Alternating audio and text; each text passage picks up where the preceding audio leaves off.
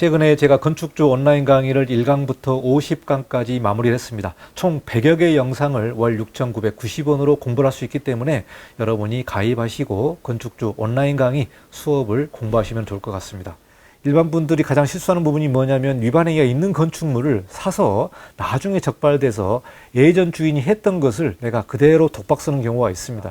그리고 이제 오피스텔 복층이라든가 불법 확장이라든가 이런 부분도 분양을 받았는데 나중에 이행강제금이 나오는 경우에 분양을 한 사람한테 이걸 철거 비용을 소송하는 경우가 있었습니다.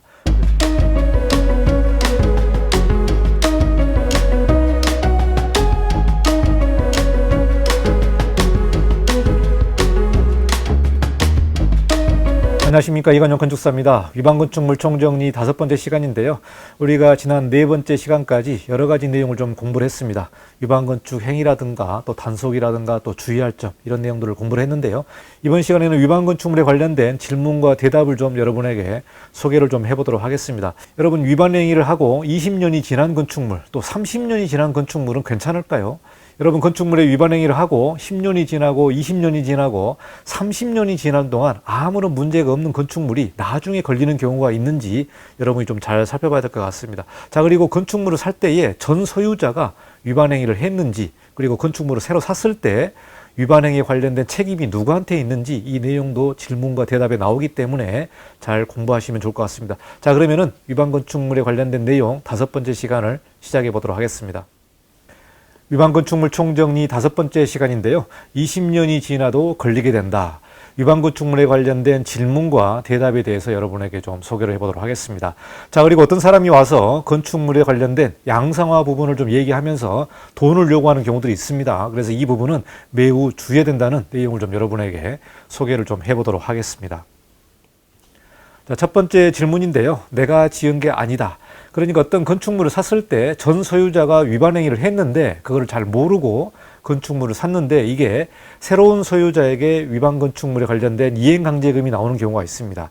자, 여기에 관련된 대답은 전 소유자가 위반 부분을 지었다고 하더라도 현 소유자에게 승계된다. 그리고 반드시 위반 부분이 있는지 확인 후에 건물을 매입하시기 바란다. 그래서 불이익이 없도록 하시기 바란다. 이렇게 말을 하고 있습니다. 제가 전 영상에서도 위반 건축물을 어떻게 확인하는지 이걸 한번 제가 만들어서 영상을 내보냈는데요. 위반행위가 있는지 먼저 확인하려면은 건축물 대장을 확인하고 그게 아니면 또 현장을 가서 확인하는 부분이 되겠습니다. 그래서 여러분이 현장을 가시게 되면은 베란다 부분을 불법 확장한지 눈으로 확인할 수 있습니다. 어떤 경우에는 건축물 대장이 깨끗한 경우가 있습니다. 그래도 현장에서 위반한 내용이 있다면 여러분이 그 부분을 조심해서 잘 살펴보고 매입을 해라. 여기서 결론은 전 소유자 위반 사항은 현 소유자에게 승계된다. 그래서 현재 건물주가 책임진다는 부분이 되겠습니다. 그래서 이 내용은 여러분이 꼭 살펴보시고 건축물을 매입할 때 위반 행위를 확인을 해야 되겠습니다. 자, 두 번째 질문은 왜 지어졌을 때 바로 단속을 못했나?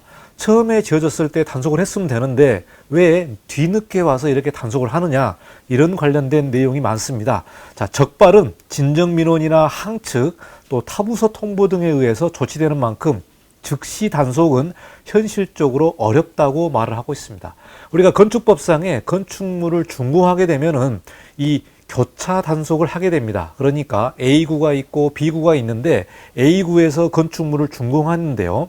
이 부분을 1년 안에 B구에서 교차 점검을 하는 그런 부분들이 있습니다. 그래서 B구에서 A구에 새로운 건축물을 점검하는 내용이 있는데 그 점검 기간이 넘어가게 되면은 사실 단속하는 게 쉽진 않습니다. 그래서 항공 차량이라든가 주변의 민원에 의해서 대부분이 적발되는데요. 이 부분에서도 이제 걸리지 않는 경우가 있거든요. 그런데 특히 항공 차량의 경우에 지어진 지 2년이나 30년 전 것도 적출되고 있다. 그래서 위반은 반드시 적발된다는 인식을 가져야 된다. 최근에도 저희 지인이 저에게 문의 전화가 왔는데요. 20년 동안 사용을 했답니다.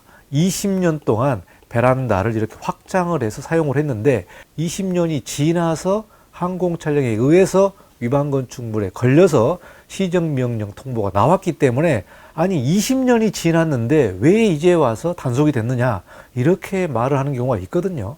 그래서 여기서 보시면은 위반한 것은 반드시 적발된다라고 여러분이 그 인식을 좀 가져야 되겠습니다. 그러니까 지어진 지 30년이 지난 그러한 건축물도 적발이 되기 때문에 여러분 꼭 주의를 하시고 10년이 지났기 때문에 아무런 문제 없다. 20년이 지났기 때문에 이 건축물은 아무리 문제 없다라고 여러분이 잘못 알고 건축물을 사거나 또 매입하는 경우가 있기 때문에 이 부분은 좀 특별히 조심해야 될 것 같습니다. 단속이 어렵다. 그러나 결국은 적발되게 된다. 이 내용을 여러분이 좀 잘 살펴보시면 좋을 것 같습니다. 자, 그리고 여러분이 조심해야 될 부분이 있습니다. 공사업자가 괜찮다고 했다.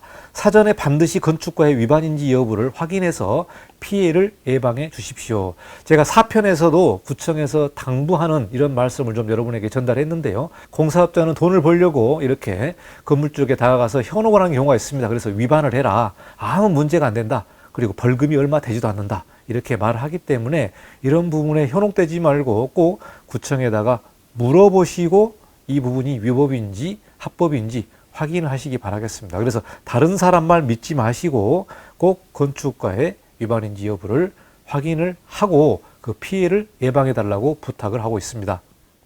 자, 그리고 재개발과 재건축 개발 예정 지역에서 불법 행위를 하는 경우가 있는데요.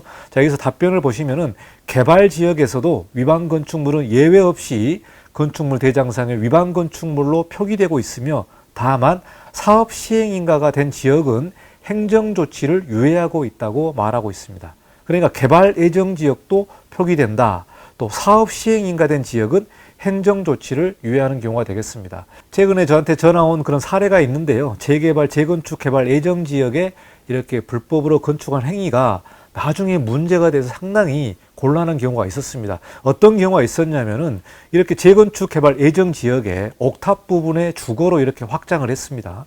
확장을 했고 세 가구가 이렇게 다가구였는데요. 이 부분을 이제 세무과에서 이 부분을 적발을 해서 주거로 사용했다라는 감사 기록이 남아 있었다고 합니다. 이렇게 감사 기록이 남아 있었기 때문에 다가구가 다세대가 되면서 이렇게 중과세가 나오는 경우가 있었답니다.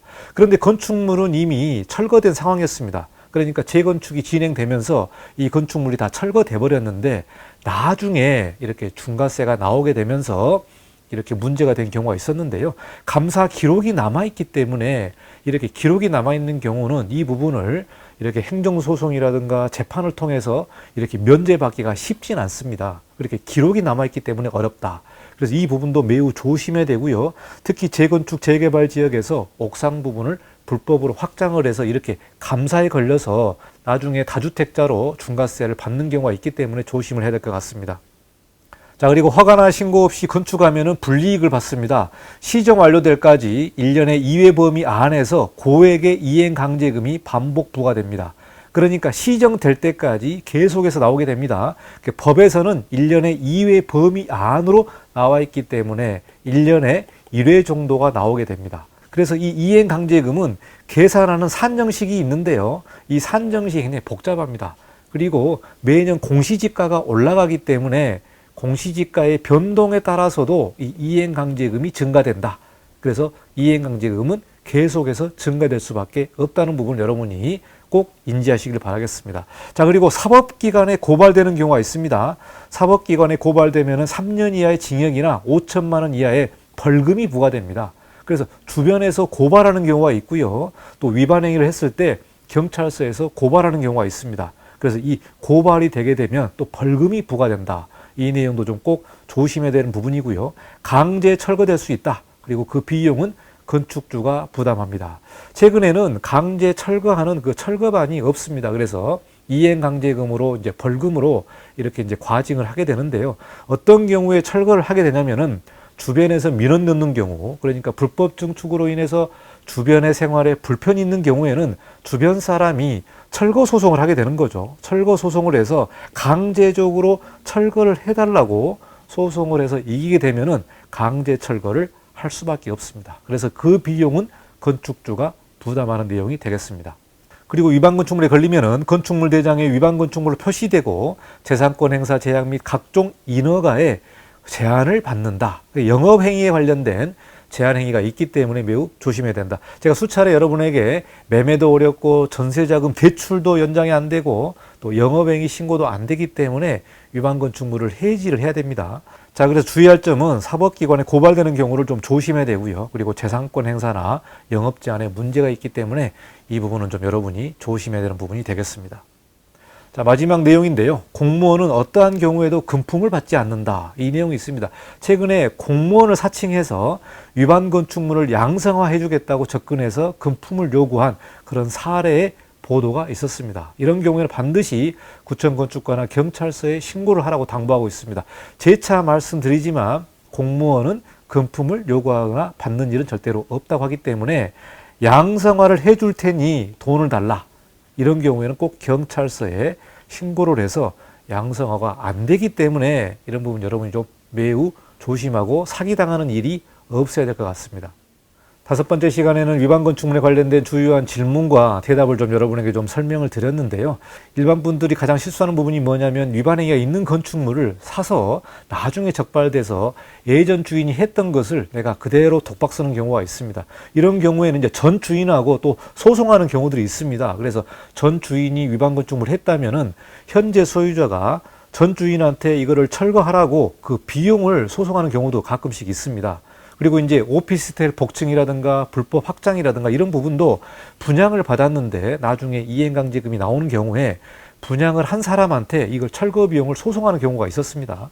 그래서 이 내용도 좀 잘 살펴보시고 현 소유자가 책임을 질 수밖에 없다. 이 내용을 여러분이 꼭 인지하시길 바라겠습니다. 자, 그러면 다음 시간에 위반 건축물 총정리 6번째 시간을 좀 가져보고요. 더 디테일한 내용을 좀 우리가 계속해서 공부를 해보도록 하겠습니다.